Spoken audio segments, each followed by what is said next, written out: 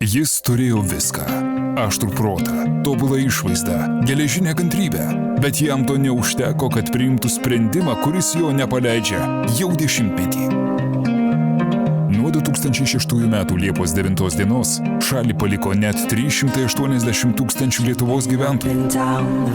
Pagrindinė emigracijos priežastis – didelis nedarbas, mažos pašalpos ir kalbos.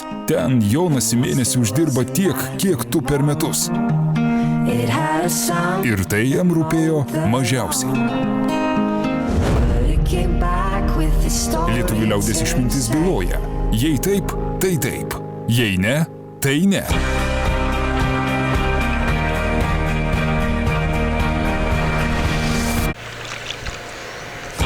Sprendimas, kurio nepakeis net aukščiausiasis.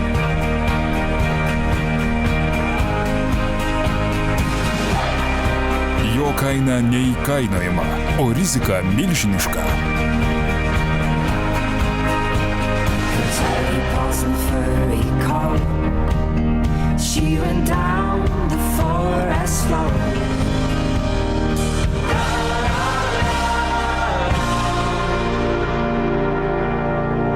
Nuo Liepos mėnesio visose Lietuvos kino teatruose premjera.